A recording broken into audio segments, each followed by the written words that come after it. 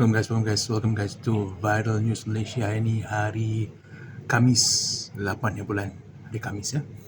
Cuaca di luar tu hujan di Kuching ni pada pukul 7.15 pagi. Jom kita mulakan. Okey, kita mulakan dengan berita daripada Borneo Post Online. Okey.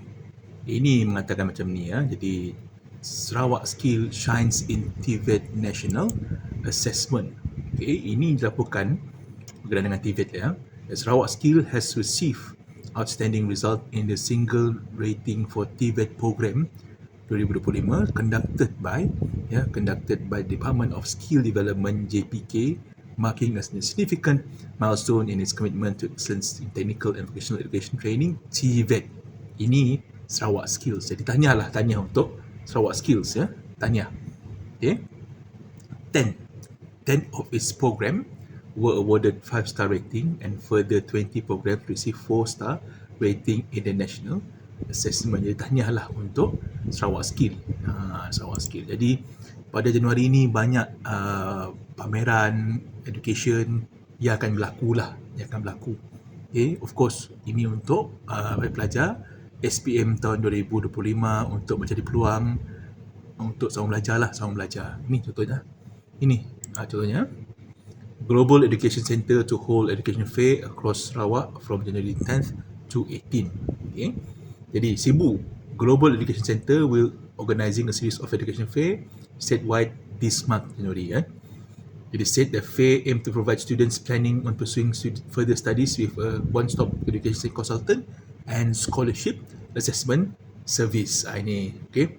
From January 10th to 18, education fair will cover Kuching, Cebu, Bintulu and Miri. Most sessions will be held from 1 p.m. to 5 p.m. Okay, making it convenient for students and working adults to attend. Jadi in Miri, the fair will be held at Imperial Palace Hotel on January 10th. Iaitu pada Sabtu ini. Bintulu Center in Bintulu on 11, Sheraton Kuching on the 17th and RH Hotel on January 18. Okay. The center fair will focus on introducing overseas and also local study options for this year's intake. Okay, itu untuk student ya. Baik, seterusnya kita akan melihat kepada Newsway Times online front page dia. Klang shooting spark renewed fear over gangsterism, public safety. Ini di Klang ya. Baik. Klang. Residents of Klang are living in fear following a series of shooting. Tembak menembak that have reignited concerns over gangsterism, public safety and the growing influence of criminal gangs in the district. Dan of course, semua tahu bahawa Klang ini adalah tempat keras Klang tempat keras. Former Klang Member of Parliament Charles Santiago said that recent state of shooting had created deep anxiety amongst residents who now fear venturing out not only at night but also at daytime. Living in fears without saying. Okay, why talk about night? Okay, even during the day, people are afraid of leaving their houses, he said, adding that worries over wayside robberies, snatch thieves and violent crimes have become part of the daily life in Klang. Jadi it's a bad rap for Klang sebenarnya. The latest shooting incident occurred early on yesterday when two motorcyclists shot dead a 43-year-old man in Taman Wangsa. No suspect have been arrested yet. Itu dia ceritanya di melakukan Klang Jadi kena berhati-hati. Okey, jom kita merujuk kepada The Star Online front page dia. MACC arrest 5 including ex-army chief with 2 wives. MACC betul-betul betul-betul membuat kerjanya tahun ini, tahun lepas memang betul-betul dia raid, korek berkenaan dengan penyalahgunaan kuasa, rasuah sebagainya. Okey. Putrajaya, former army chief Tan Sri Muhammad Hafizian Jantan and his 2 wives has been arrested by the Malaysian Anti-Corruption Commission, MACC. Okay, they were arrested on Wednesday January 7th, night at the MACC headquarters in Putrajaya after providing statement over an ongoing probe involving military contract tender. Another couple were arrested early on Wednesday over the probe and remanded for 7 days. The former Army chief and his two wives will be remanded on Thursday, January 8 at the Putrajaya Court. Jadi, ingat dapat lari ke daripada kes-kes lepas? Tak dapat, kerana MACC betul-betul melaksanakan tugas dia dengan penuh dedikasi lah, membasmi rasuah.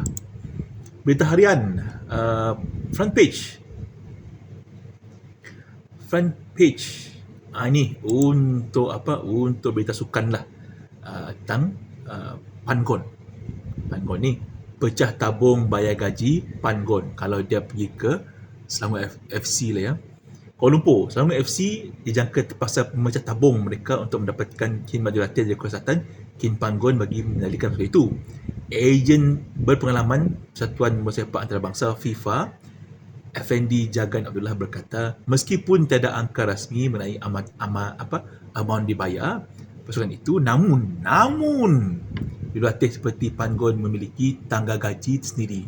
Dia punya gaji ada kelas tersendiri lah guys ya.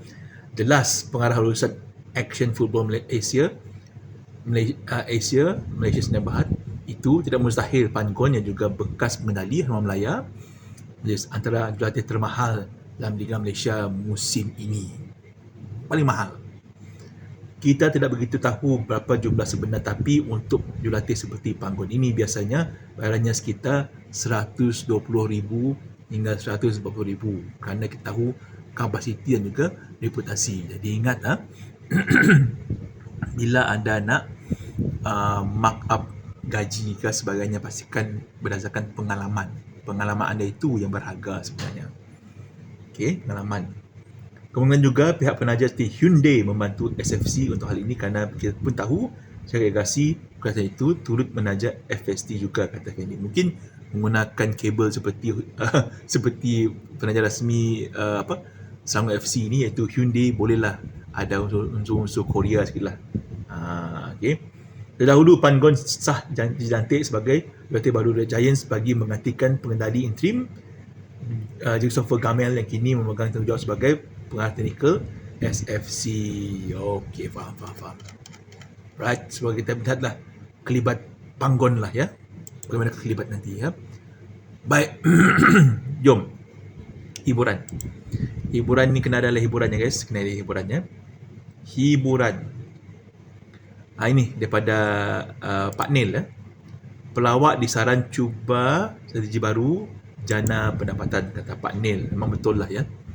Selayang, pengacara popular Datuk Aznil Nawawi, 64 umurnya ya, menasihati pelawak agar tidak hanya menunggu peluang ditawarkan stesen TV lah dalam melangsungkan kelaksanaan kerja pada persekitaran kreatif yang kian mencabar sekarang. Sebaliknya, Aznil atau mesranya sebagai Pak Nil berpendapat dan berpandangan lah pelawak harus memikir cara berbeza menjana pendapatan bagi kelebihan yang disebabkan landscape industri TV yang kian berubah.